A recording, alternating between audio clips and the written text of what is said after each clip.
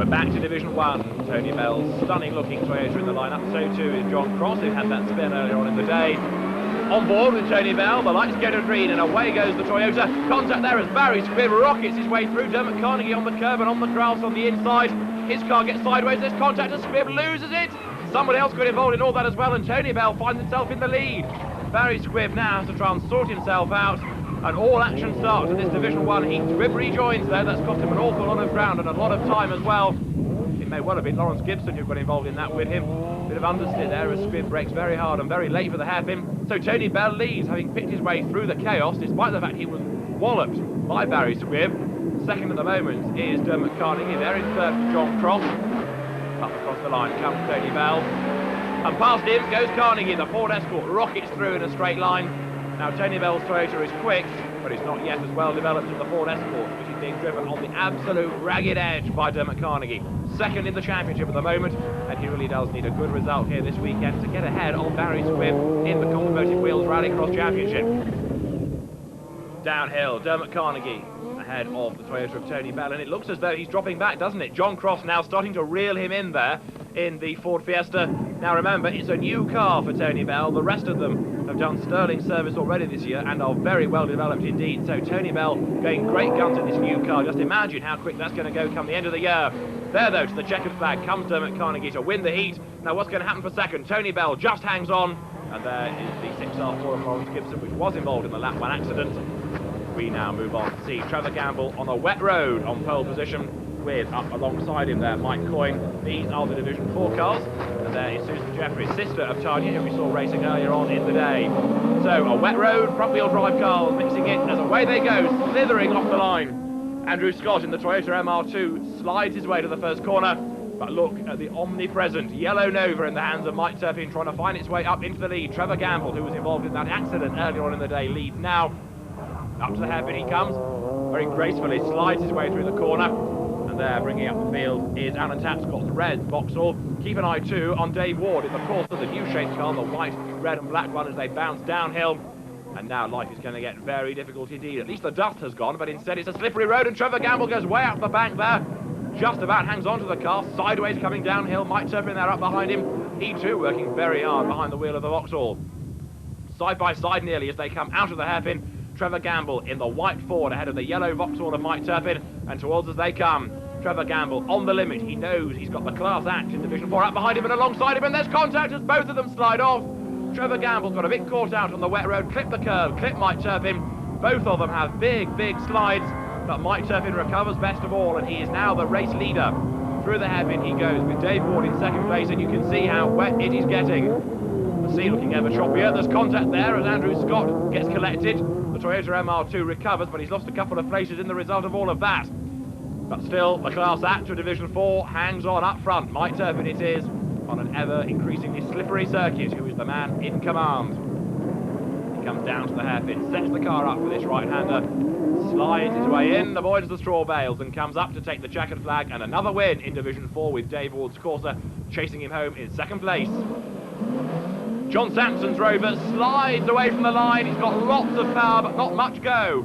Remember, 4.5 litres being developed from underneath the bonnet of that car. He slides his way away from the line. Now, can John Sampson fight back? Up towards as they come. Very sideways again goes that car. Poor old John Sampson, he's working so hard. He almost gets collected there from Martin Tinker, who's up behind him in the Vauxhall Nova. Now, keep an eye on John Sampson, because that car, you can see, is ideally suited to a dry road, but not to a wet one. Fighting for control, and Martin Tinker's diminutive Nova comes right up alongside, and through into second place he goes. John Sampson still trying to hang on in there.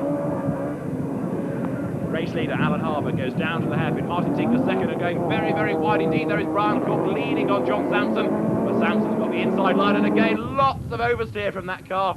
John Sampson is working oh so hard, but sadly, other than keeping the car in a straight line, things aren't going too well for him. Up ahead of him then goes Brian Cook down to fourth, slips John Sampson. It's been great to watch this Rover 200 with all its power, but John Sampson, we're rather hoping the checkered flag comes out soon. There's the leader, Alan Harbour, two-wheeling his way, hopping his way downhill. Now let's see what's going on behind for second place. A very big gap indeed between the two leading Vauxhalls, Alan Harbour and Martin Tinker's white car up behind him.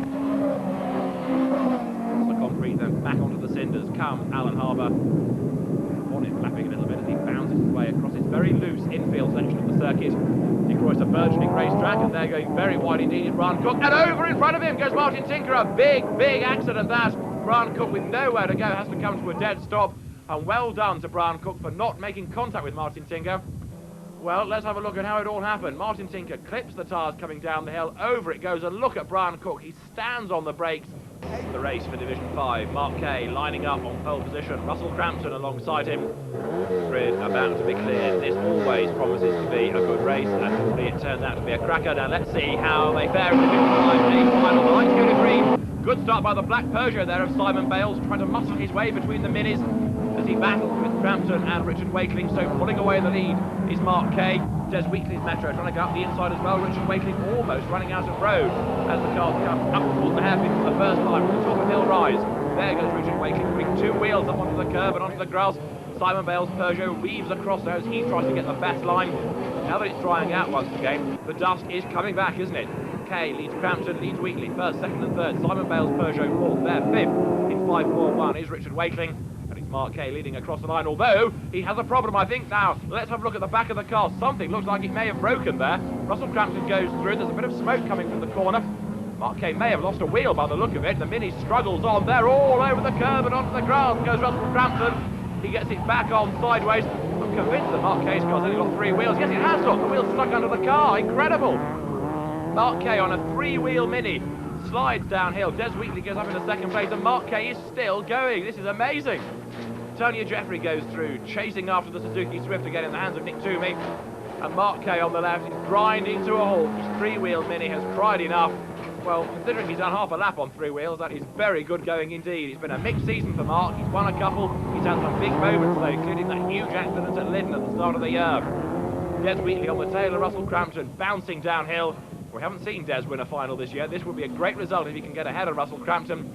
Past Mark Kay's stricken Mini they go. Slow down, they say, because the Suzuki has ground to a halt as well. Nick Toomey's car has stopped. Oh dear. A very high mortality rate in this race, isn't there? Russell Crampton leads Des Wheatley as they come down to the hairpin. Now, what can the Metro driver do about the Mini driver? Not a lot if he takes that line far too wide through the corner. Across the line to the checkered flag goes Russell Crampton to win the race, and a very happy man he is too.